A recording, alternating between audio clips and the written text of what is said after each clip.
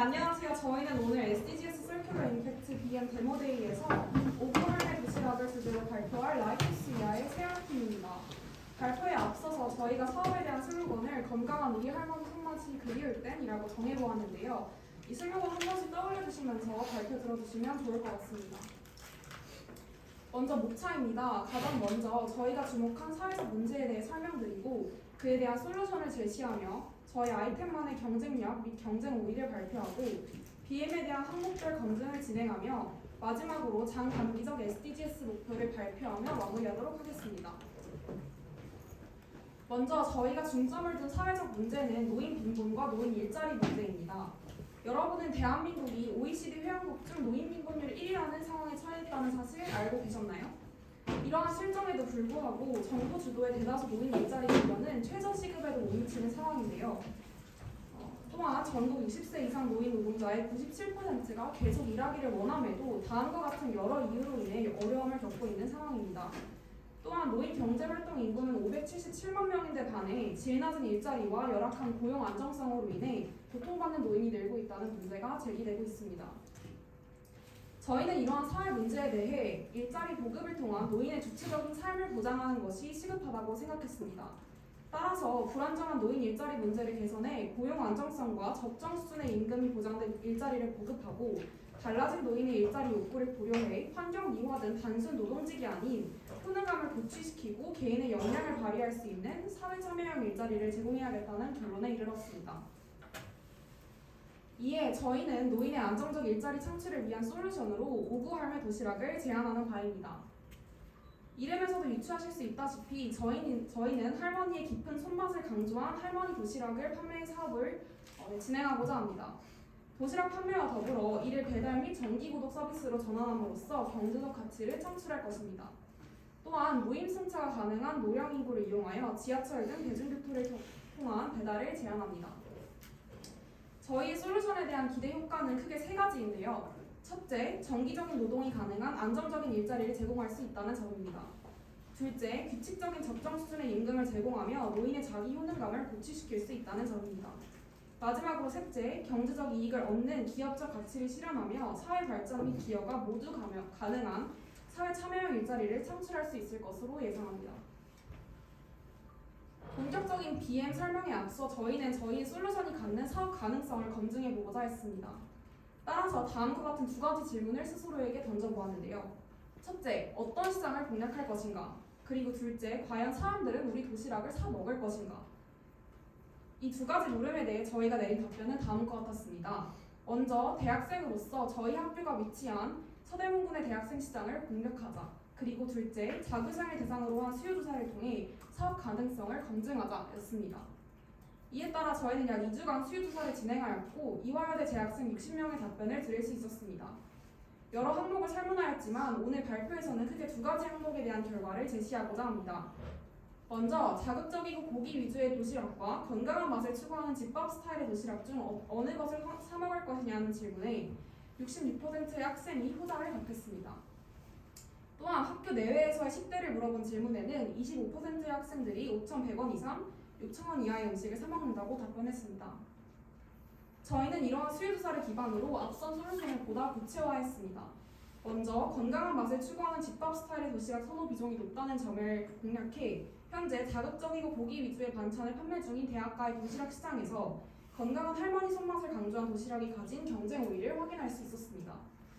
또한 5,100원에서 6,000원 이하의 음식 선호 비중이 가장 높게 집계된 결과를 반영해 5,900원의 도시락을 제공함으로써 점심값이 지나치게 치솟은 현재 런치플레이션이라는 외식 트렌드를 공략해 가성비 좋은 도시락 상품을 제안하고자 합니다.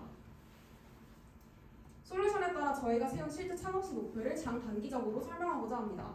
우선 단기적으로는 서대문구 복지관과 연계한 조리시설을 마련한 후 건강한 집밥 도시락에 대한 수요를 공략해 한식 도시락을 개발하고 노인 인력을 교육할 것입니다.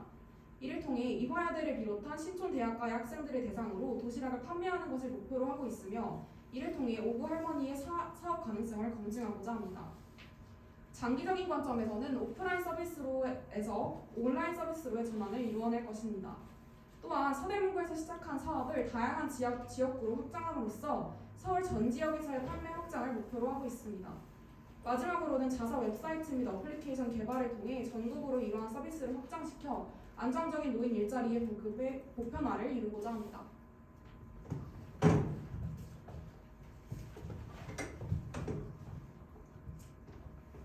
네, 다음으로는 BMC에 대해서 설명을 드릴 텐데요. 저희 앞에서 설명드린 내용을 제외하고 시장 분석, 핵심 자원, 채널, 수익 구조, 비용 구조, 그리고 수익성과 SDGs 달성 방향에 대해 순차적으로 말씀드리겠습니다. 시간 관계상 시장 분석과 수익 구조 등 BMC 각 항목에 대한 세부적인 설명을 생략하고 SDGs 단기적, 장기적 방향성을 위주로 설명드리겠습니다. 생략된 내용은 PPT 참고해주시면 감사하겠습니다. 먼저 고객권입니다. 통계에 따르면 전체 가구 중 1인 가구의 비율이 점차 증가하고 있으며 1인 가구 중 집밥 대신 가정 간편식을 이용하는 비율이 증가하고 있음을 확인할 수 있습니다. 따라서 저희는 20, 30대 1인 가구 중 집밥에 대한 수요가 있는 사람과 시간이 없어 도시락으로 식사를 해결하는 20, 30대 직장인을 대상으로 할머니가 정성껏 만든 도시락을 판매하고자 합니다. 저희 도시락은 고객에게 크게 세 가지의 가치를 전달하는데 첫 번째로는 시간이 없는 고객들에게 건강한 도시락을 직접 배달해준다는 점, 두 번째로는 가치 소비를 통해 노인 문제 해결에 기여한다는 만족감을 주는 점, 마지막으로는 물가 상승과 런치플레이션으로 인해 식비 부담을 느끼는 사람들에게 가성비 좋은 도시락을 제공한다는 점입니다. 다음은 시장 분석 장표인데요. 이 부분은 PPT를 참고해 주시고 시간상 생략하고 넘어가도록 하겠습니다. 저희 다음 핵심 자원부터 보겠습니다. 저희는 시니어 클럽 노인 인력을 기반으로 한국 노인 인력 개발원의 고령자 친화 기업 창업 지원 등 6억 원의 지원받아 안정적으로 사업 자금을 조달하려고 합니다. 한국 노인 인력 개발원에서 지원하는 위생, 조리 커리큘럼을 통해 노인 인력 교육을 진행할 예정이며 지역 노인 복지관과 연계하여 복지관 내 공용 조리 시설을 저렴한 가격에 대여하고자 합니다. 다음으로 장단기적 SDGs 목표를 설명드리도록 하겠습니다. 다음으로는 월별 단기적 관점인데요. 월별 판매 도시락 수, 신규 구매자의 정기구독 회원으로의 전환율을 기준으로 수익성을 측정할 예정입니다.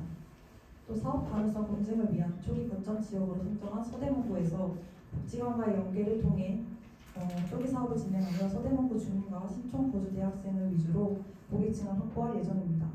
또한 한국노인인력개발원에서 지원금을 통해 안정적인 자금 확보와 수익 창출을 계획하고 있습니다. SDGs 세부 목표로는 저희에게 양질의 일자리와 고용 보장에 초점을 맞춰 최저 생활비를 보장하는 안정적인 일자리를 제공하고 고객에게는 노인 소외 문제 해결에 기여할 수 있다는 점을 강조하여 가치 소비 문화를 확산시킬 예정입니다.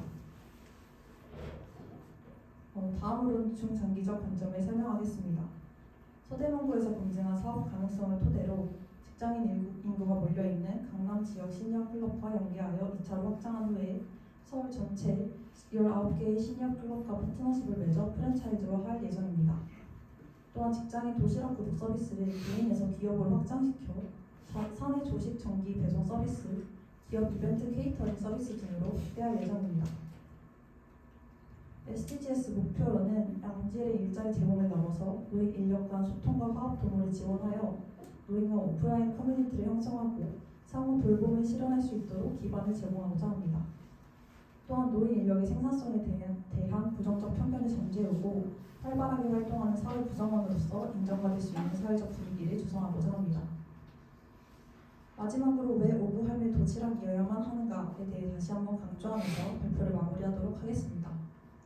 먼저 오구 할매 도시락은 월 100만 원의 수익을 통해 노인의 생계를 보장하는 안정적 일자리를 제공함으로써 우리 모두가 직면하게 될 심각한 사회 문제인 노인 빈곤을 해결할 수 있는 솔루션을 제공합니다. 두 번째로는 시간이 없는 현대인에게 배달을 통해 건강하면서도 깊은 맛의 할머니 도시락을 제공한다는 점에서 경쟁력이 있다고 볼 수 있습니다. 세 번째, 올라간 점심값을 부담스러워하는 직장인 및 1인 가구에게 5,900원의 가성비 있는 도시락을 제공합니다. 마지막으로 초기 자본 없이도 부담 없이 용돈벌이를 시작할 수 있는 지하철 배달을 통한 부수적 일자리도 창출하게 됩니다. 지금까지 세대를 아울러 조화를 혁신할 팀 세아팀의 오구할매 도시락 비즈니스 모델 발표를 마치겠습니다. 안녕하세요. 저희는 책임감 있는 소비와 생산을 목표로 하는 서드엔드 팀의 김수진, 김예림입니다. 로고를 보고 리퍼즈가 대체 뭔지 궁금하실 텐데요. 리퍼즈는 재사용의 의미를 담은 리와 동물의 발바닥의 의미를 담은 퍼즈가 결합한 이름입니다. 저희는 리퍼즈를 통해 환경적 가치의 실현과 반려동물과의 즐거운 삶을 제공하고자 합니다. 네, 목차입니다. 이런 순서로 진행할 예정이고요. 여러분은 옷장 속에 옷이 몇 벌이나 있으신가요? 저 같은 경우에는 옷장 2개를 꽉 채울 정도로 옷이 많이 있는데 옷 정리를 한 번 하면 한 번도 입지 않은 옷들이 발견돼서 반성하는 시간을 갖고는 합니다. 저뿐만 아니라 주위를 둘러보면 옷을 너무 쉽게 사고 버리는 시대가 온 것 같습니다. 플라스틱을 쓰지 않기 위해 텀블러나 종이 봉투를 사용하면서도 옷만큼은 환경에 대한 경각심 없이 소비하는 경향이 있는 것 같습니다. 쉽게 사고 버리는 것이 하나의 트렌드가 된 요즘 패션이 환경 빌런으로 지목되고 있는 사실 알고 계셨나요? 유엔의 발표에 따르면 패션 산업이 전 세계 탄소 배출량의 8에서 10%를 차지하고 있다고 합니다. 더불어 노동 착취 문제, 과도한 물 사용 문제, 그리고 미세 플라스틱 문제까지 발생시키며 저희에게 부메랑이 되어 돌아오고 있습니다. 특히 한국은 의료 쓰레기 배출 국가 세계 5위에 해당하는 만큼 결코 이러한 책임에서 자유롭지 않습니다. 이러한 환경 문제를 해결하기 위해 저희 리퍼즈가 제시할 솔루션은 3가지입니다. 반려용품을 제작하고 커스터마이징 서비스를 제공하며 반려동물 복합 공간과의 콜라보를 진행할 예정입니다. 구체적인 내용에 대해서는 BM 캔버스의 해결 방안 부분에서 언급하도록 하겠습니다. 이건 저희 아이디어에 대한 전체적인 BM 캔버스인데요. 하나하나 자세히 설명해 드리도록 하겠습니다. 앞서 언급했듯이 저희는 패스트 패션으로 인한 환경 문제에 주목했습니다. 그렇기에 저희는 패션에 관심을 가지고 있으나 패스트 패션의 문제의식을 느껴 가치 소비를 지향하며 SNS를 활발하게 운영하는 MZ세대 반려인을 타겟팅하고자 합니다. 저희 리파즈는 고객에게 3가지 가치를 제공합니다. 먼저 리파즈 제품을 구매함으로써 고객이 지속 가능한 소비와 지속 가능한 동물 복지에 기여할 수 있게 합니다.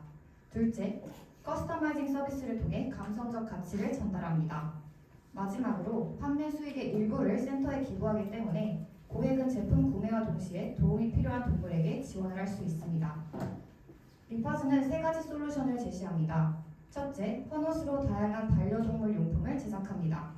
의류, 장난감, 쿠션 등 헌옷을 활용해 만들 수 있는 다양한 카테고리를 고객에게 제공할 것입니다. 둘째, 커스터마이징 서비스를 제공합니다. 저희가 제공하는 핵심 서비스인 커스터마이징 서비스는 반려인의 헌옷을 반려동물 용품으로 재탄생시키는 것입니다. 이는 반려인의 추억이 담긴 옷을 반려동물에게 물려주기에 의미가 있으며 반려동물이 반려인의 채취에 안정감을 느끼기 때문에 반려인과 반려동물 사이의 감정적 연결을 가능하게 해줍니다. 반려인 옷을 택배로 받아 작업하거나 직접 제작해 볼 수 있도록 다이키트를 판매하는 것을 계획하고 있습니다. 셋째, 다양한 반려동물 복합 공간과의 콜라보로 고객과 소통하고자 합니다. 저희의 솔루션을 공급과 생산 프로세스를 통해 더 구체적으로 설명드리겠습니다. 프로세스는 크게 4단계로 헌옷, 해체, 재단, 그리고 봉제 순으로 구성되는데요. 먼저 제작한 리퍼즈 박스에 기부된 헌옷을 수거하거나 헌옷 수거 업체로부터 옷을 구매하여 재료를 확보합니다. 이 중 활용 가능한 옷을 선별하고 세탁한 후 해체하는 과정을 통해 원단의 형태를 만들어냅니다. 원단들은 사이즈에 맞게 재단되고 봉제하는 과정을 거쳐 최종 상품으로 생산됩니다.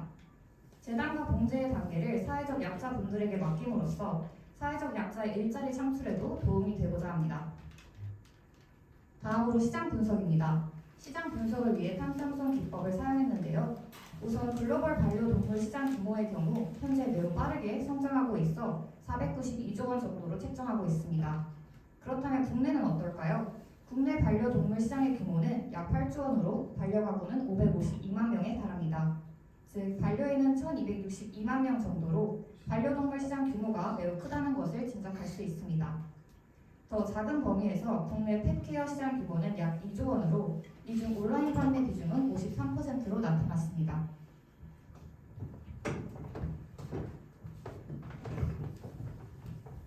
네, 다음은 경쟁사 분석입니다. 먼저 레미투미는 호텔 시트를 업사이클링하는 브랜드입니다. 호텔의 편안함을 애완동물에게도 선사하고자 하며 사회적 가치를 추구합니다. 다음으로 O2&D는 가죽이라는 소재를 사용한다는 점에서도 알 수 있듯이 럭셔리를 주요 키워드로 삼고 있었습니다. 그렇다면 저희 리퍼스는 어떨까요? 저희는 반려인과 반려동물 간의 유대관계 형성을 주요 키워드로 잡았습니다. 저희는 반려인이 입던 옷에 반려동물이 예민하게 반응하는 모습에서 힌트를 얻었고, 따라서 반려인분이 입던 옷으로 제품을 만들어드리는 커스터마이징 서비스에 주력하고자 합니다. 또한 사람이 옷을 업사이클링하는 것이기 때문에 원단 걱정을 줄일 수 있습니다. 그렇다면 기존의 업사이클링 브랜드들이 왜 큰 인기를 끌지 못했던 것일까요?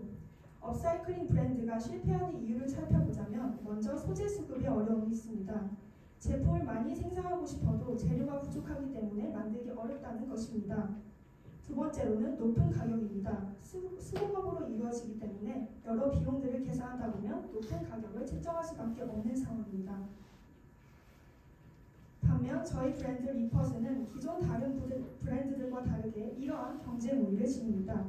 첫째, 저희 리퍼스는 소재 수급이 용이하게 하기 위해서 리퍼 박스를 곳곳에 설치할 예정입니다. 이는 헌옷 수거함과 비슷한 개념으로 업사이클링에 자신의 옷을 활용했으면 좋겠는 사람들이 직접 옷을 넣을 수 있는 박스입니다. 동일한 옷을 무료로 수거할 수 있으며 헌옷 종류의 다양성이 올라가 다양한 소재의 제품 제작이 가능해집니다. 다음으로는 업사이클링 제품 대비 합리적인 가격입니다. 앞서 말씀드렸다시피 리퍼 박스를 통해 무료로 옷을 수거할 수 있어 원가 최소화가 가능해질 것입니다. 마지막으로 커스터마이징 서비스는 반려인에게 의미가 있는 옷을 이용해 제품을 만들어주는 것이기 때문에 감성적인 가치 전달이 가능해집니다. 핵심 자원은 두 가지로 나눠 보았습니다. 물적 자원에는 헌옷 수거 업체, 리퍼 박스, 자체 수거 서비스 등이 포함되고, 인적 자원에는 외주업체 비용과 그에 대한 교육 비용이 해당됩니다. 온라인 채널에서는 각종 SNS 콘텐츠를 통해 저희의 사회적 가치와 브랜드에 대해서 홍보하고, 온라인 쇼핑몰을 통해 상품을 판매하고자 합니다. 오프라인 채널에서는 오프라인 매장을 운영함과 동시에 반려동물 복합 공간과의 콜라보를 통해 체험 행사를 기획하고 제품을 판매하여 수익을 창출하려 합니다. 또한 수익의 일부는 유기동물센터에 기부할 예정입니다. 다음은 수익 비용 구조입니다. 저희의 주요 수익원은 반려동물 용품 판매 수익입니다. 커스터마이징 서비스, DIY 옷 만들기 키트 등이 모두 포함됩니다. 또한 국내의 다양한 반려동물 복합 공간과의 협업을 통해 수익을 더 확장할 계획입니다. 비용 구조에는 의료 수거 비용, 인건비를 포함한 제작 비용, 그리고 기부 비용까지가 되겠습니다. 이렇게 수익 비용 구조를 통해 원가를 대략적으로 저희가 계산해 본 결과 12,000원 정도의 제품을 판매하는 것이 적당하다는 결론을 얻어냈고, 월 2,800만 원 정도의 수익을 내는 것을 목표로 하고 있습니다.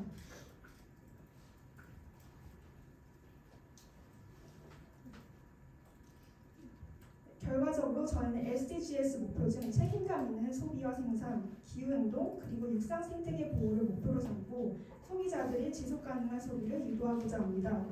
지금까지 지속가능한 소비 문화를 촉진하며 반려동물과 함께하는 즐거운 삶을 제공하는 리퍼스였습니다. 발표 들어주셔서 감사합니다. 네, 안녕하세요. 저희는 추억을 통한 자원 낭비의 절감이라는 키워드를 가지고 이제 제품을 소개하게 된 빅스인 팀입니다. 발표를 시작하기 앞서서 저희가 조금 질문을 드리고자 하는데요. 혹시 여러분들은 애정하는 책 그리고 다이어리 혹시 뭐 스쳐 지나간 책들에 대해서 한번 생각해 보시는 경험이 있으셨나요? 이때 저희가 들 수 있는 생각들을 조금 나열을 해봤는데요. 일단 첫 번째로 이 책이 과연 나를 나타낼 수 있는가? 그리고 이 책이 정말 나의 책인가? 그리고 뭐 예를 들어서 가치관을 나타낼 수 있고 이게 아이덴티티를 과연 나타낼 수 있는가에 대한 물음이었습니다. 사실 책을 읽으면서 사람들이 나타내는 그런 가치관이라든지 아니면 한 줄 한 줄 읽는 그 해석들이 사람마다 다른데요. 근데 하지만 저희가 생각했을 때는 이 20억 명의 구매자와 저희는 같은 디자인을 사용하고 있다는 점을 저희가 포인트아웃 했습니다. 여기서 저희가 조금 문제점을 제기할 점이 패스트 패션의 과정이었는데요. 사실 지금 이 패스트 패션의 과정을 보게 되면은 마지막에 이제 9,200만 톤의 폐기물이 지금 발생을 하게 됩니다. 이 중에서 재활용을 할 수 있는 거는 거의 2%밖에 안 되고요. 나머지 98%는 거의 다 폐기물로 처리가 되는 과정입니다. 저희는 이 버디 롯들을 통해서 아이덴티티를 표현하는 방법에 대해서 조금 추구를 하게 되었고 이 과정에서 책과 결합을 하는 방법을 통해서 실용적인 지속 가능한 라이프 스타일을 한 발자국씩 달성하자는 목표로 북스인을 저희가 제시하고자 했습니다. 저희 북스인 팀은 총 두 가지 가치를 일단 접목을 했는데요. 첫 번째는 퍼스널 아이덴티티, 그리고 두 번째는 소셜 밸류였습니다. 이를 통해서 우리는 기업을 통해서 이런 라이프스타일 그리고 퍼스널화이즈된 방식을 추구한다, 지속 가능성을 추구한다라는 목표를 통해서 북커버 제작에 돌입을 하였습니다. 저희가 이제 타겟 고객층을 세 가지 정도로 분류를 해보았는데요. 첫 번째는 지속 가능한 소비를 원하는 소비자, 그리고 두 번째는 북커버 구매를 통해서 특별한 경험을 얻고자 하는 경험적인 요인에 조금 치중된 소비자가 있을 것 같고요. 그리고 세 번째는 폐기 의류 그리고 재고 의류 처리를 고민하는 소비자가 있을 거라고 생각을 해봤습니다.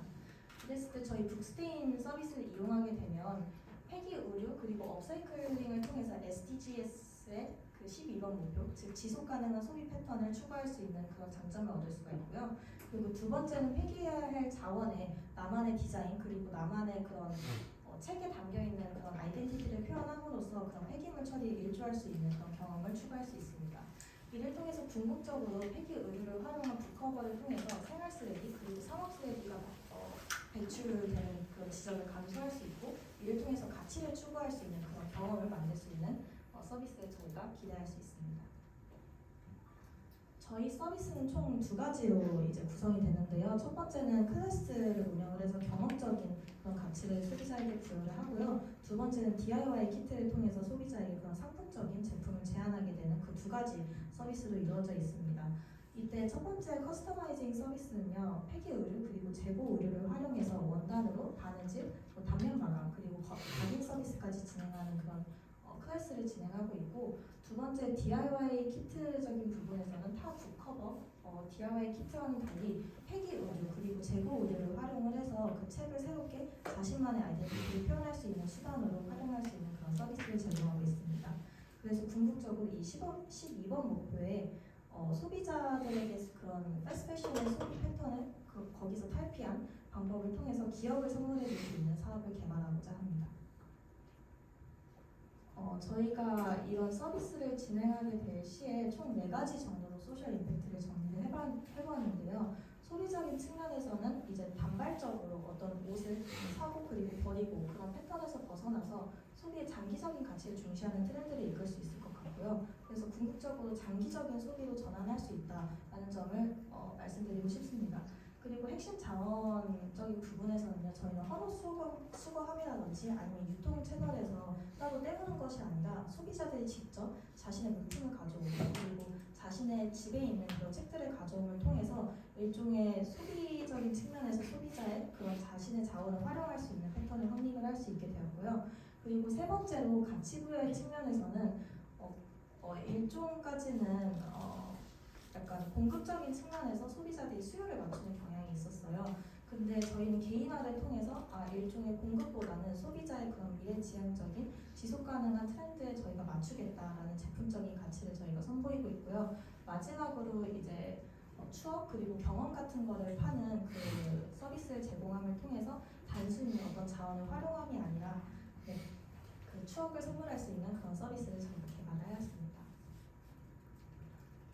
저희 수익 구조는 어느 정도 이렇게 두 가지로 나눌 수 있는데, 첫 번째로 클래스적인 부분에서는 그 공방들이라든지 아니면 저희 나중에 나올 비용적인 부분을 계산을 해서 거의 체험적인 서비스가 이루어졌을 때 나올 수 있는 기본 금액 그리고 2인 금액, 그 다음에 3인 이상의 인원이 추가되었을 때 원단까지 추가되었을 때 그 비용을 고려를 했고요. 그 다음에 키트 판매적인 부분에서는 그 일종에 나올 그 비용적인 면을 추가를 해서 그 다음에 레더진, 면 그리고 레이스, 수면 원단, 니트적인 부분으로 구성을 달리해서 그런 DIY 키트를 제공하고자 합니다.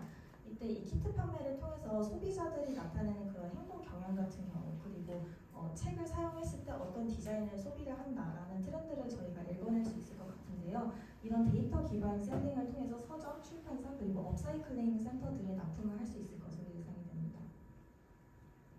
이 페이지는 일단 고정 비용, 변동 비용 그리고 마케팅 비용으로 구성이 되어 있는데요. 공간 배관하고 임대료 같은 부분은 저희가 명시를 하지는 않았지만 위치에 따라서 조금 달라질 수 있어서 저희가 표기는 안 해놨고요. 강사 임금 그리고 마케팅을 진행했을 때 스폰서 광고 그리고 체험단 그 경험을 저희가 파는 서비스이다 보니까 그런적인 부분도 비용을 명시해놨습니다. 저희는 일단 단기적인 수익원으로 젊은 층을 겨냥을 해서 북커버 제작을 통한 그런 경험을 판매하는 서비스 그리고 DIY 키트 판매를 통해서 일종의 실물적인 제품을 파는 사업 수익을 저희는 타겟팅을 하고 있는데요. SDGs 목표를 통해서 가치 창출을 하고자 하지만 저희는 이 부분에서 단순히 친환경적인 부분을 접목하는 것이 아니라 이 부분이 수익성으로 연결될 수 있다는 점을 말씀드리고자 합니다. 첫 번째로 사업 성장의 우위를 조금 점할 수가 있을 것 같은데요. 여기 ESG 투자 관점에서 보시면 계속해서 성장세를 증가가 되는 추이고 이를 통해서 저희는 트렌드에 조금 더 입증할 것으로 예상이 됩니다.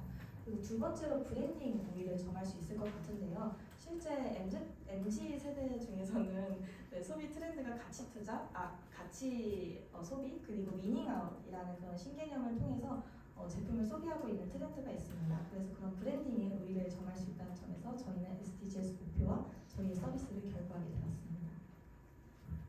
저희 사업 확장적인 면을 좀 그린 앱인데요. 처음에는 이런 공급처를 확보를 통해서 북커버 그리고 수업 진행 공간을 확보를 해서 그런 클래스를 개설할 계획이지만 오프라인 채널 그리고 이커머스 판매 채널을 통해서 이 사업 영역을 확대를 할 예정이고요.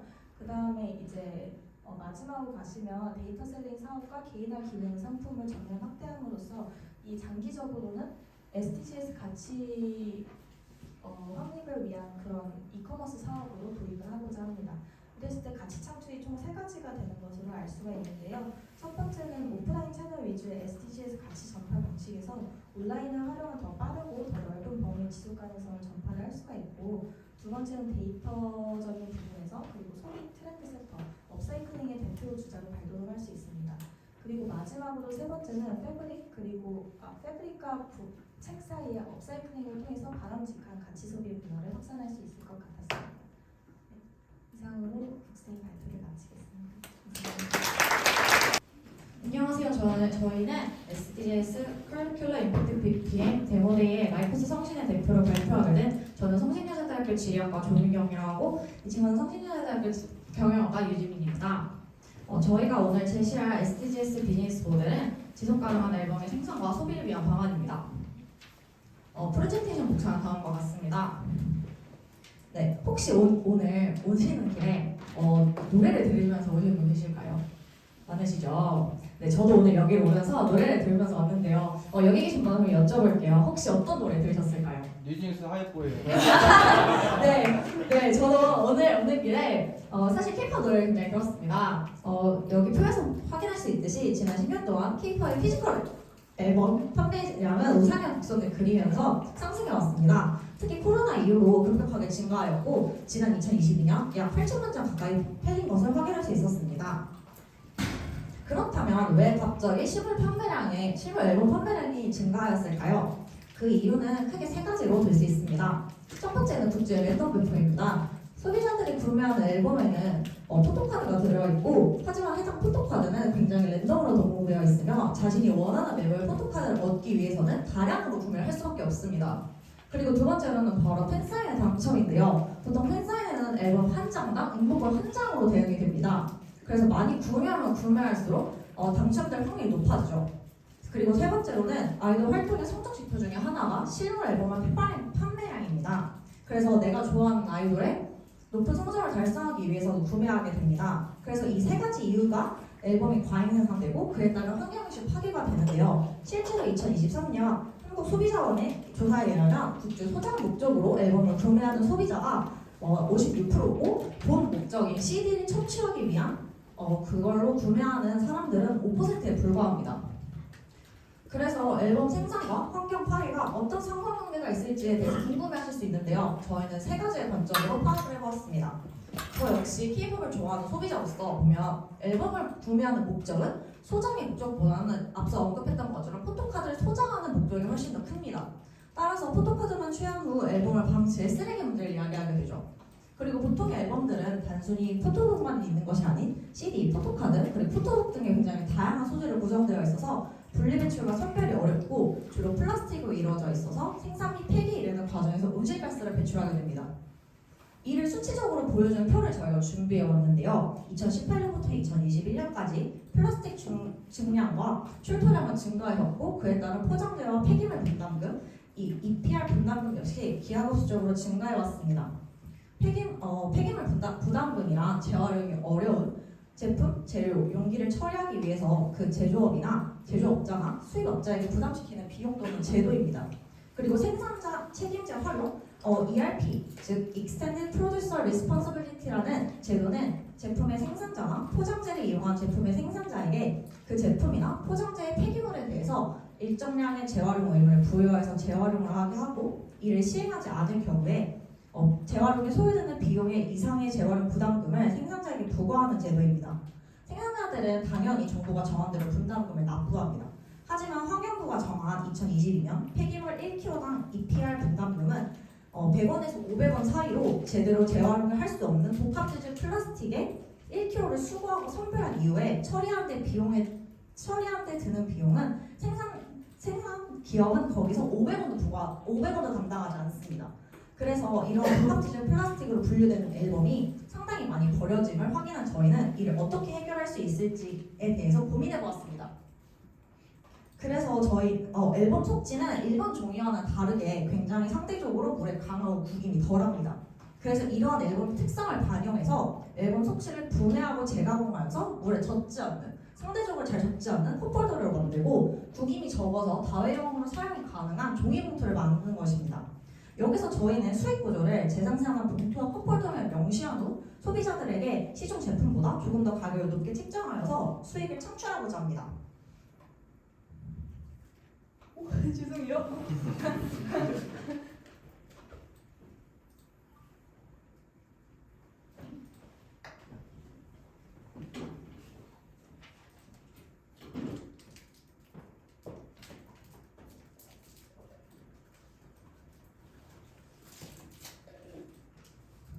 친구가 뭐 다음 발표하기 싫은지 냅다 꺼버렸네요.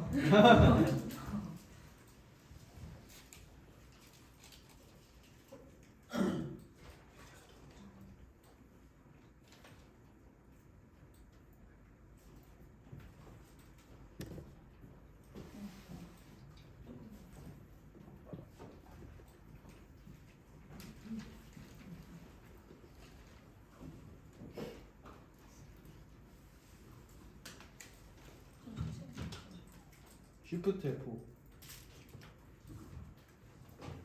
그렇다면 이를 소비할 고객은 누구일까요? 바로 K-pop 소비자와 소속사 그리고 저희는 개인 카페 전주라고 생각했습니다. K-pop 소비자는 간접적인 거래가 이루어질 것이라고 예상을 하였고 이들은 직접적으로 앨범을 사는 소비자입니다. 그래서 이들이 갖고 있는 고객의 가치는 제품의 진입 장벽이 가능한 굿즈로 바뀌면서 특히 쇼핑백의 경우에는 재사용이 가능해서 환경 개선 및 보호에 기여합니다. 또한 이들은 고객뿐만 아니라 원자재를 제공하는 공급자로서 처치 곤란한 다량의 재고를 환경에 대한 부담을 더는 방식으로 해결할 수 있습니다. 그래서 이들은 앨범을 반납하고 추후에 이용할 수 있는 포인트들을 제공하는 방식으로서 고객을 지속적으로 유치하게 됩니다. 소속사의 경우에는 자사 제품을 사용하고 협업해서 환경에 대한 책임을 수행하는 이미지를 확보할 수 있습니다. 그리고 개인 카페 전주의 경우에는 주로 매출이 부진한 점포에 대량으로 판매해서 저희가 제안한 컵홀더를 배치시켜 다른 카페와 차이점을 가져 경쟁력을 가질 수 있습니다.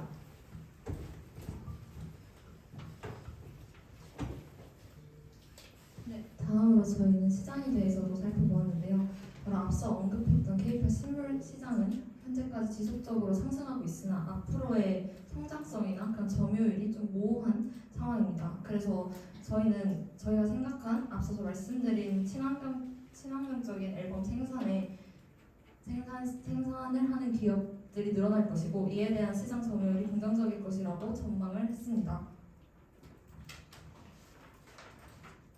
저희 BM의 경쟁 우위는 바로 보시다시피 세 가지입니다. 첫째, 소속사의 고객층을 확보할 수 있습니다.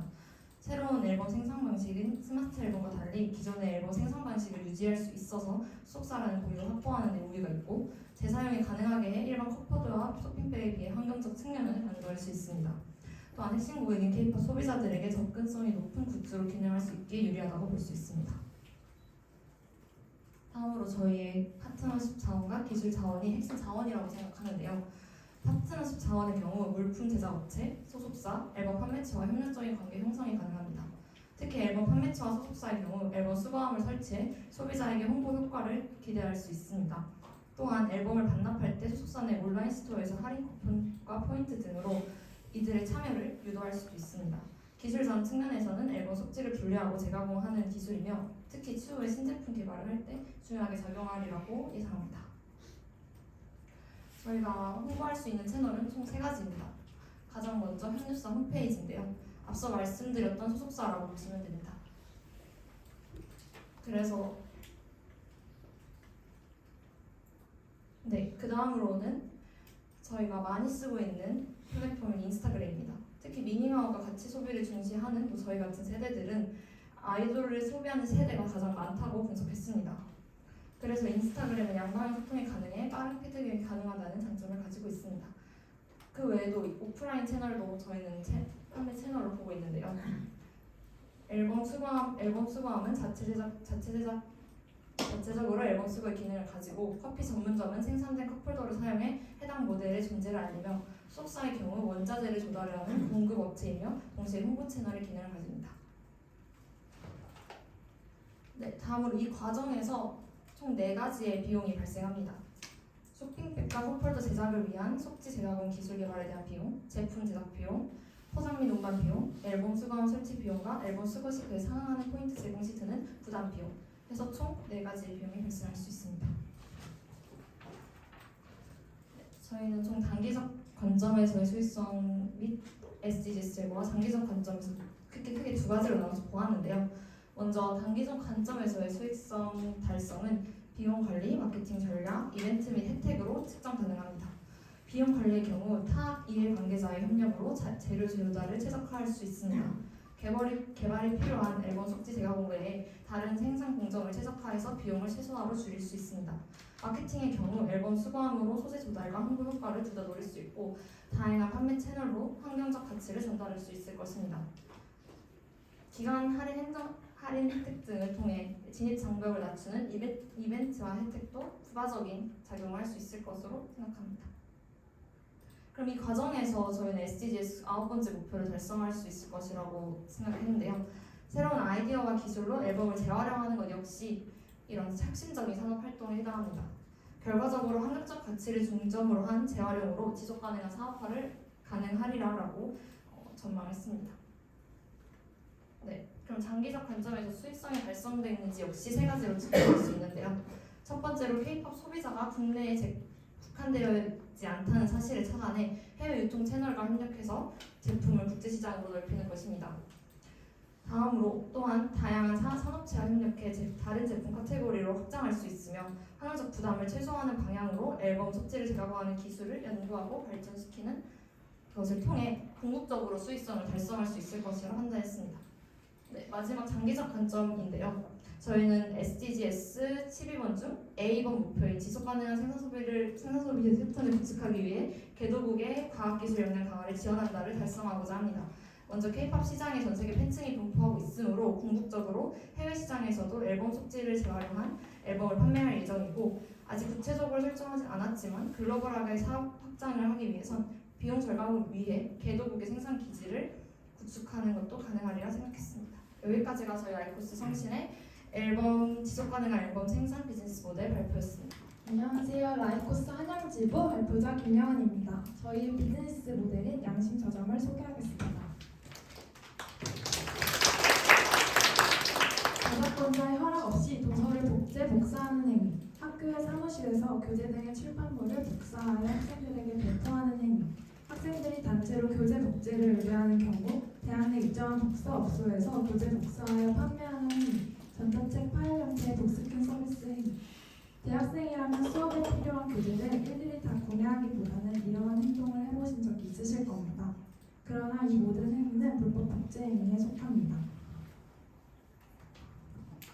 2022년 인하대학교 학생 175명을 대상으로 대학 교재 구매 실태에 관한 설문조사 결과 전체 응답자 중 3번 그래프를 보시면 전체 응답자 중 73.9%는 저작권자의 허가 없는 PDF 다운로드 혹은 도서의 일정 분량 이상 제본이 저작권 침해 행위라는 것을 알고 있다고 답했습니다. 실제로 저작권법 제136조에 따르면 저작재산권과 그 밖에 보호되는 재산적 권리를 침해한 자는 5년 이하의 징역 또는 5천만 원 이하의 벌금형에 처한다고 합니다. 그렇다면 학생들은 불법인 걸 알면서도 무엇 때문에 위험을 감수하는 것일까요? 설문조사 결과에 따르면 이번 그래프를 보셨을 때 불법 제본의 원인의 73.7%가 교재값 부담 때문이라는 결과가 나왔습니다. 교재 가격의 부담을 느낀 대학생들은 제본이나 PDF 파일로 눈길이 갈 수밖에 없습니다. 1번 그래프를 보시면 실제 수업 교재의 PDF 파일을 구하거나 교재를 제본해 본 적이 있느냐는 질문에 56%가 그렇다고 답하며 과반수를 차지했습니다. 등록금부터 생활비에 교재비까지 수많은 비용이 힘들어하는 대학생들에게는 가혹한 현실입니다. 그러나 저작권에 대한 중요성이 부각되면서 해마다 신학기가 되면 문체부와 한국저작권보호원이 합동으로 대학가 주변 및 교내 복사업체를 대상으로 단속을 하고 있습니다. 실제로 대부분의 대학에서도 불법 제본 문제를 해결하기 위해 인식 개선에 힘쓰고 있습니다. 교내 비치되어 있는 프린터에는 불법 북스캔도라는 문구의 홍보 포스터가 부착되어 있고 출판업체에서 주기적으로 학내 복사업체에 불법 제본 금지와 관련된 공문을 보내기도 합니다. 그럼에도 보다 현실적인 대처 방안이 필요한 실정입니다. 한국저작권보호원 측은 인식 제고도 중요하지만 중고책 이용, 공동구매 등 실천적인 방안을 모색해야 할 것이라 전했습니다. 저희는 이러한 문제점을 파악한 후에 어떻게 해결할 수 있을지 고민해 보았습니다. 그러던 중 과거 음악도 불법적으로 다운로드를 받아줬던 시절이 있었고 이를 해결하면서도 수익을 창출할 수 있는 애플의 아이튠즈 비즈니스 모델을 떠올리게 되었습니다. 음악을 불법으로 다운받아 듣는 것을 방지하기 위해서 애플에서 아이튠즈 비즈니스 모델을 개발한 것처럼 불법 복제를 막으면서 정당하게 교재를 이용할 수 있는 비즈니스 모델을 개발하는 것은 어떨까라는 생각으로 이어졌습니다. 양심서점은 공동구매를 편리하게 할 수 있는 플랫폼을 구축하여 수수료 등을 통해 수익을 창출합니다. 4명이 각자 합법적으로 책을 구입하는 경우에 책의 저자는 정당한 수익을 얻을 수 있지만 구매자들은 최대한 싸게 구매하고 싶어 하기 때문에 합법적으로 책을 구매하지 않는 경우가 발생합니다. 그렇다면 4명 중 1명만 구매해서 불법 복제를 하는 경우에는 구매자는 책의 원가의 4분의 1만 지불하고도 서적을 이용할 수 있지만 이것은 불법 복제에 해당하게 되고 이때 책의 저작권자는 정당한 수익을 얻기 힘들 뿐만 아니라 책의 누적 판매량으로 계산되지 않는다는 문제점이 있습니다. 그리고 양심서점을 이용한다면 양심서점에서는 합법적 공동구매가 가능한 이유는 저작권자의 승인이 있기 때문입니다. 기존의 서적이 만원이라 4명이 각자 구매해서 4만원을 얻을 수 있다면 양심서점에서는 4명이 구매할 가격에서 10%를 할인한 금액으로 4명에게 판매합니다. 이때 수익의 70%는 저작권자에게 30%는 양심서점이 갖게 됩니다. 저작권자에게는 원가로 판매하는 것보다 적은 수익이고 소비자에게는 불법 복제를 하는 것보다 비용이 더 들지만 양심서점을 통해 거래했을 경우 경제적으로 서적을 구매해서 사용할 수 있고 저작권자는 불법 복제로 인해 전혀 받을 수 없었던 수익을 누릴 수 있게 됩니다. 또한 우리 사회에서 불법 복제를 줄이는 데 기여할 수 있습니다. 양심서점의 비즈니스 모델에 대해서 설명하겠습니다. 양심서점의 고객은 고가의 전공서적을 구매해야 하는 대학생, 어학 자격증 시험을 위해 여러 문제집을 구매해야 하는 수업생, 독보가 필요한 학생들입니다. 여러 사람이 전공서적을 불법 복제해서 사용할 때 사용자들은 교재를 함께 구매할 사람을 모으고 교재를 복제해야 하는 번거로움을 겪으며 불법을 저지르는 행위를 하게 됩니다. 양심서점은 하나의 플랫폼에서 전공서적을 함께 구매할 사람들을 모을 수 있고 공동 구매자의 결제 수단을 입력해 놓으면 자동으로 분할 결제가 가능합니다. 그리고 번거롭게 교재를 복제하지 않더라도 구매자 각자가 디지털 서적으로 다운받아 사용할 수 있습니다. 기존의 저작권자는 불법 복제가 어디에서 얼마나 이루어지고 있는지 잘 알 수 없을 뿐더러 불법 복제가 이루어지면서 책의 수익을 제대로 가져오지 못했었다면 양심서점을 통해 이용자 수에 비례한 수익을 분배받을 수 있습니다. 양심서점은 고객에게 가치를 전달하기 위해 온라인 공동구매 및 컨텐츠 다운로드 플랫폼을 사용할 것입니다. 스마트폰 앱과 인터넷 웹사이트를 이용한 창구를 개설하고 에브리타임, 캠퍼스픽 등 대학 관련 사이트와의 연동 기능을 활용하여 대학생들의 접근성을 높일 것입니다. 더하여 구독형 서비스를 활용하여 소비자와 지속적인 관계가 형성될 수 있도록 할 것이고 SNS나 웹을 통한 즉각적인 피드백을 할 수 있는 창구를 통해 고객 관계를 지속적으로 유지할 것입니다. 고객 관계를 수립하고 유지하기 위해서는 포인트 적립과 스터디 지원 두 가지의 서비스를 제공할 것입니다. 그리고 PPT에 나와 있지 않지만 공동구매가 수가 서적 판매량에 그대로 반영될 수 있는 연계 구조를 구축할 것입니다. 그렇게 되면 양심서점에 자신의 서적을 등록하고 저작권료를 얻는 고객들이 생겨날 것이라고 생각합니다.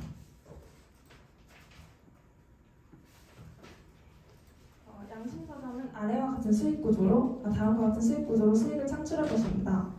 교재 공동구매 수수료, 족보 필기와 같은 비공식 출판물 수수료, 판매 수수료를 창출하고 플랫폼 구독 서비스 이용 시에 월정액을 통해 수익을 확보할 것입니다. 뿐만 아니라 플랫폼 내 광고 수익을 창출할 예정입니다.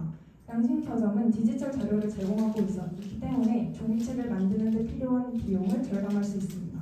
그만큼 공동구매를 하는 소비자에게 책을 비교적 저렴하게 제공할 수 있고 저작권자에게 수익을 제공하면서도 양심서점도 수수료를 챙길 수 있습니다. 구독을 했을 경우 원가에 비해 15% 할인된 가격으로 공동구매가 가능하며 구독을 하지 않았을 경우에 원가에 비해 10% 할인된 가격으로 공동구매가 가능합니다. 대학 서적뿐만 아니라 필기와 족보와 같은 학습에 필요한 자료를 저작권자로부터 저작물의 공동구매를 승인받아서 디지털 자료로 변환하고 이를 제공할 수 있도록 합니다. 이처럼 양심서점은 저작권자와 소비자 사이에서 중개활동, 저작권자의 저작권 보호 활동을 합니다. 양심서점은 교재의 다양성과 책의 저자 및 출판사와의 긴밀한 협력 관계가 필요합니다. 뿐만 아니라 개발자를 확보하여 앱의 접근성과 편리성을 위한 플랫폼 기술 구축, 보안성을 확보하고 광고 업체들과의 긴밀한 협력 관계를 통해 효과적인 마케팅을 해나갈 것입니다. 양심서점이 비즈니스를 운영하기 위해서 투자자, 광고업체, 플랫폼 구축업체, 대학교, 대학원 등 교육기관, 교재 저자 및 출판사 등의 외부 파트너십이 필요합니다. 마지막으로 양심서점이 비즈니스를 운영하는 데 드는 비용은 이러합니다. 고정 비용으로는 인건비, 서버 플랫폼 유지 및 보안 관리비, 저작권자에게 지불하는 비용, OS 수수료 등이 있습니다. 변동 비용으로는 마케팅 비용, 앱 개발 비용, CS 비용 등이 있습니다. 단기적 관점에서 양심서점은 이용료가 저렴하나 많은 이용자가 있을 것으로 예상되어 수익성이 충분할 것으로 판단됩니다. 또한 SDGs의 8번째 목표인 지속적, 포괄적, 지속 가능한 경제 성장을 달성할 수 있으리라 판단됩니다. 중장기적으로는 고객 관계를 잘 관리함으로써 지속적인 수익을 낼 수 있습니다. 또한 교재 불법 다운로드를 야기되는 저작권 침해 문제를 방지하며 전공책 및 도서 분야를 더욱더 발전시킬 수 있습니다. 양심서점에서 공동구매를 할 수 있도록 저작물을 사용을 허용한다면 그동안 저작권자가 입었던 불법 복제로 인한 손해가 어느 정도 회복이 되고 장기적으로는 수익으로 이어질 것이며 객관적으로는 대학 전공서적은 대학생, 대학원생이 아니면 구매하는 사람이 많지 않기 때문에 불법 복제로 더 많은 구매자를 잃는 것보다 공동구매를 허락함으로써 합법적인 교재 구매 및 활용에 기여할 수 있을 것입니다. 지금까지 라이코스의 한양지부의 양심서점이었습니다. 감사합니다. 안녕하세요. 저희는 라이코스 유아지부에서 소상공인을 대상으로 가을용기 대여 서비스를 제공하는 리트레이 팀입니다. 그럼 발표를 시작하겠습니다. 일단 저희 팀의 이름부터 설명드리자면 리트레이는 유리, 재활용 바다의 뜻과 트레이, 식판을 의미하는 뜻이 합쳐져서 리트레이가 되었는데요. 그래서 저희 대여 서비스를 상징하는 말이라고 이해하시면 될 것 같습니다. 저희가 해결하고자 주목한 사회 문제는 기후위기와 플라스틱으로 인한 환경오염 문제입니다. 유엔은 현재 지구 온난화를 넘어선 지구 열대화 시대에 진입했다고 표현하고 있고 일회용 플라스틱 생산량과 폐기량은 코로나 시기를 거치면서 기존의 2배 이상 증가하였습니다. 이러한 기후위기와 환경오염 문제에 대응하기 위해 대안이 필요한 상황이지만 여전히 카페 및 패스트푸드점 운영에서는 대규모의 일회용 쓰레기가 발생됩니다. 한국인이 연간 사용하는 플라스틱 컵이 33억 개이고 일회용품 쓰레기 대해서 이 중 60% 이상이 음식점과 패스트푸드점을 포함한 소규모 매장에서 배출된다는 조사 결과가 도출되었습니다. 따라서 카페 및 기타 소규모 업장에서의 플라스틱 사용량 감소를 위한 해결책은 필수 불가결합니다. 또한 최근 환경부의 소규모 업장 대상 일회용품 사용 규제 철회로 인하여 일회용품 플라스틱 쓰레기량은 전년도에 비해 급증할 것으로 예상됩니다. 카페 혹은 패스트푸드점에서 일회용 플라스틱 컵을 줄이는 방법은 매우 간단합니다. 모두 자신의 다회용 텀블러를 들고 다니는 것입니다. 지금 여기 계신 분들은 일회용품 사용이 환경에 얼마나 큰 악영향을 미치는지 모두 알고 계시리라 생각합니다. 일회용품 사용을 줄이고 현 세태가 변화해야 함도 느끼고 계시겠죠. 그렇다면 여러분은 평소에 언제나 항상 다회용 텀블러를 들고 다니시나요? 이 질문에 그렇다라고 확실히 답하실 분은 별로 없을 거라고 생각합니다. 다회용 텀블러의 무게감 혹은 세척의 번거로움으로 인하여 하루쯤은 텀블러를 모른 채 하고 집에서 나가셨던 경험이 분명히 있으셨을 겁니다. 그렇다면 매장에서 다회용기를 자체적으로 구비 후 사용하면 되지 않을까요? 이는 생각보다 쉬운 일이 아닙니다. 다회용기 구입에 필요한 초기 비용과 회수, 세척 등 여러 번거로움을 고려한다면 일회용 포장 용기를 사용하는 것이 훨씬 편하고 저렴하기 때문입니다. 대기업의 자본을 활용하는 프랜차이즈 카페와 달리 소규모 업장의 카페들은 다회용기 사용이 더욱 어려운 것은 자명한 사실입니다. 아무리 환경을 위하는 마음이 있어도 여러 현실적 여건들로 인해 어쩔 수 없이 일회용기를 사용하는 소상공인 점주들이 많습니다. 그래서 리트레이 팀은 소상공인과 연계한 다회용 컵 대여 서비스를 구상하였습니다. 솔루션 방안은 다음과 같습니다. 소규모의 개인 사업자 카페들과 컨택하여 매장의 포장용 플라스틱 컵을 대신할 리트레이 다회용기 컵을 제공합니다. 그리고 카페에 다시 모아진 다회용 컵을 회수하여 세척 후 재공급합니다. 이는 개인 카페 특성상 다회용기 구매 부담과 세척의 어려움을 해결할 수 있다는 장점이 있습니다. 여기까지는 타 기업의 다회용기 대여 서비스와 유사한데요. 저희는 다회용기 회수와 공급 시 인원이 필요하다는 단점에서 새로운 솔루션을 고안해냈습니다. 바로 매장 관찰과 상권, 매출 분석을 통한 카페 운영 컨설팅을 제공하는 것입니다. 이는 다음 장에서 추가로 설명드리도록 하겠습니다. 이 사업 아이템 과연 가능할까? 라는 물음을 던지실 수도 있겠는데요. 그래서 저희는 이 사업 아이템을 다음 주에 교내 카페인 이화상점과 연계하여 실험 운영해보고자 합니다. 컵이 가장 많이 사용되는 점심시간 이후인 2시와 마감시간 이후인 6시 반에 하루 2번 회수하고 수거와 동시에 이전에 회수해서 씻어놓은 다회용기를 공급할 예정입니다. 소상공인 대상 다회용기 간편 대여 서비스 리트레이는 고객에게 다음과 같은 가치를 제공합니다. 소비자는 직접 다회용 컵을 씻지 않아도 되고 카페 운영자는 일회용기 구매보다 더 저렴한 가격에 대여 서비스를 이용할 수 있습니다. 1인 카페 1 매출이 약 20만 원이라고 가정하였을 때 이는 하루 약 5천 원 정도를 줄일 수 있고 한 달로 가정하면 매출에서 그 카페는 약 1%의 수익 이익을 확보할 수 있다는 것입니다. 대여 서비스를 이용하지 않으면 다회용기를 관리하고 세척하는 데 있어서 추가적인 비용이 발생한다는 점에서 카페 입장에서는 아주 확실한 이점이라고 할 수 있습니다. 그리고 이는 자연히 카페에서 사용하는 플라스틱 쓰레기를 줄이며 이를 처리하기 위한 처리 비용 역시 감소시킬 수 있습니다. 이에 더하여 리트레이는 매출 상승을 위한 솔루션을 제공합니다. 회수 및 공급을 위한 인원을 더 효율적으로 쓸 수 있지 않을까라는 물음에서 시작한 저희 솔루션 서비스는 카페에 방문 시 방문한 직원에 의하여 카페의 매출 현황 및 내부 분위기를 파악 후 전문 컨설턴트에 의한 솔루션을 제공합니다. 그래서 저희는 리트레이의 사업 아이템을 사용할 고객을 다음과 같이 정해왔습니다. 환경을 생각하여 다회용기를 사용하고 싶지만 금액적 부담이 커 다회용기를 사용하지 못하였던 소규모 카페 사업자, 그리고 대규모 프랜차이즈 카페에 밀려 지속적인 가게 운영에 어려움이 있던 영세 사업자를 대상으로 합니다. 현재 기업 및 지자체에서 다회용기 대여 서비스의 수요가 폭발적으로 증가하고 있어 트래시버스터즈, 라라워시, 워싱팩 등 경쟁업체의 수는 많은 것이 사실입니다. 하지만 이는 그만큼 수요가 많다는 것을 반증하는 것이며 대기업 및 지자체, 대형 카페를 주 고객으로 하는 타 업체와 다르게 리트레이는 현재 비어있는 시장인 소규모 카페와의 협업을 통해 사업을 확장시킬 예정입니다.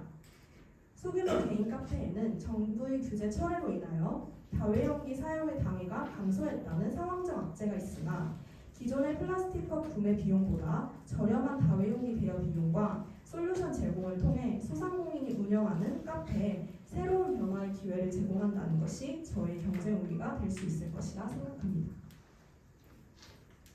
다음은 저희 핵심 자원에 대하여 말씀드리겠습니다. 우선 대여 서비스에서 가장 중요한 물적 자원은 저희만의 차별화된 다회용 컵입니다. 이와 상점에 납품할 샘플 용기를 하나 가져왔는데 보여드리도록 하겠습니다.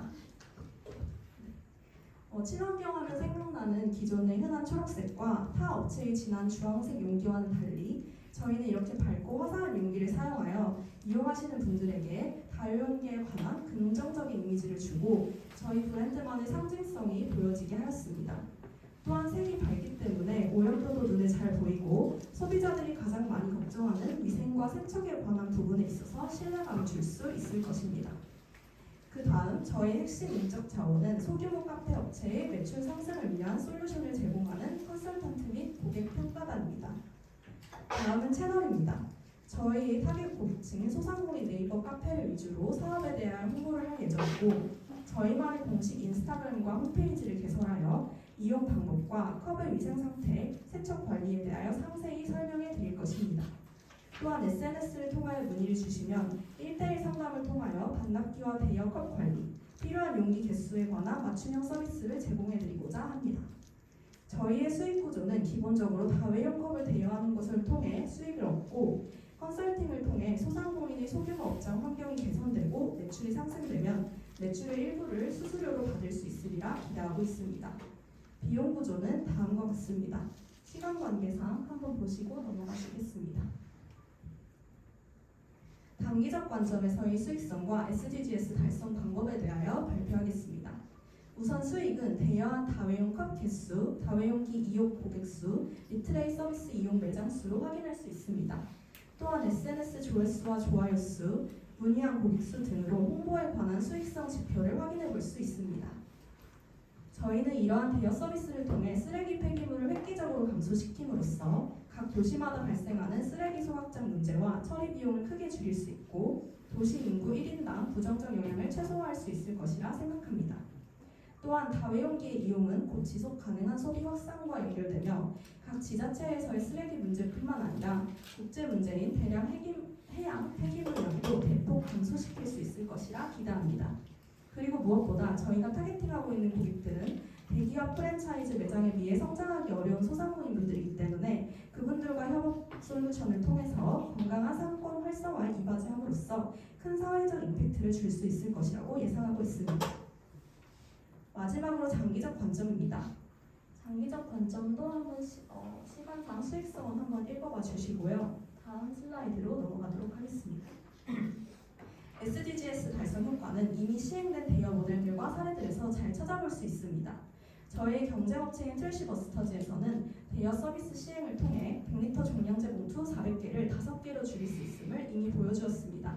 그리고 매일 많은 양을 선호하는 소규모 사업장에서 일회용품을 다회용기로 대체한다면 SDGs 달성에 있어 매우 큰 성과를 가져올 수 있을 것이라 기대합니다. 거의 대다수의 기업과 사업장에서 최근 환경부 규제 변경과 플라스틱 값이 싸고 관리가 편하다는 이유로 일회용품 사용을 아직 고수하고 있습니다. 그러나 올해 9월 유엔은 플라스틱 국제 협약을 발표하였습니다. 기간이 조금 소요되더라도 사업장의 일회용품 생산과 소비에 대한 규제는 불가피할 것으로 보입니다. 그리고 저희는 소상공인들을 중심으로 값싸고 편리한 다회용기 대여 서비스를 제공함으로써 이 변화의 흐름에 앞서는 선도주자가 되고자 합니다. 이상 발표를 들어주셔서 감사합니다.